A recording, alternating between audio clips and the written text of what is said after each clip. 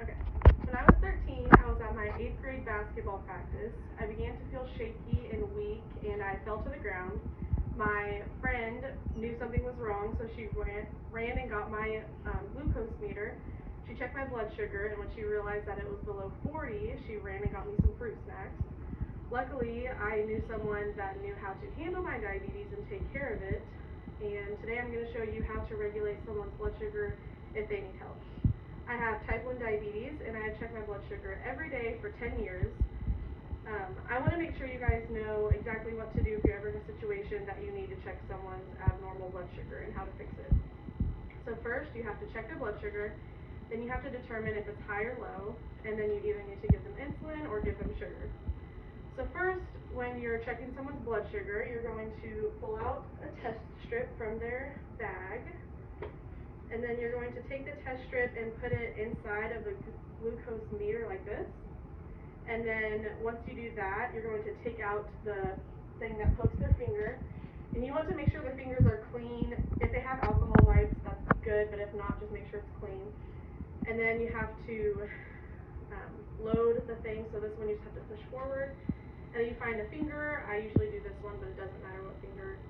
And then you put it on their finger and you poke, and then it will draw out blood, and sometimes you have to squeeze it, which is fine. And then you're going to squeeze it and put it on the test strip, and then you have to wait about 3 to 5 seconds depending on what meter, and it'll tell you the blood sugar on here. So if you are not a diabetic, your blood sugar should be anywhere between 90 and 110, but if you do have diabetes, then we try to keep our blood sugars around 110 to 180. So if your blood sugar is high, you want to take insulin, that way it goes down. So every diabetic has a different ratio for insulin to lowering their blood sugar. So mine is 1 unit of insulin for every 20 units of blood sugar that is over. So for example, if my blood sugar was 300 and I want it to be 120, I would subtract 120 from 300, which is 180, and then you would divide that by 20, which is 9. So I would take 9 units of insulin to make my blood sugar go back down. It takes about 2 hours for the insulin to come back down to normal, so I would check it again after 2 hours, and if it's still high, you can do the same ratio. If someone has a high blood sugar, some symptoms include headaches, mood swings, and excessive urine. And although those are not fun symptoms, they're a lot less urgent than a low blood sugar.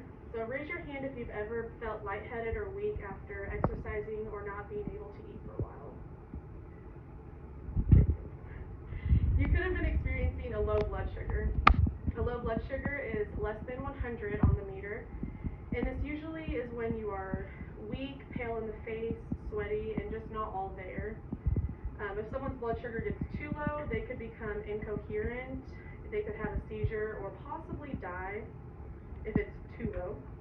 The thing to remember for a low blood sugar is the 15 for 15. So you're going to give them 15 carbs. You can either do an apple, 4 ounces of juice, fruit snacks, and after eating the snack, you're going to wait 15 minutes. Then you're going to check the blood sugar again, and if it is lower than 70, you're going to repeat the 15 for 15. So to keep the blood sugar up after it's above 70, you're going to give them protein such as a Slim Jim or a cheese stick. So remember, if the blood sugar is above 180, they need insulin, and if it's more urgent, like a low blood sugar, you're going to quickly get them some sugar. I remember I was so thankful for my friend knowing what to do that day at basketball practice. So hopefully, if you ever have to put this skill to the test, I hope you remember what to do, because it could possibly save someone's life.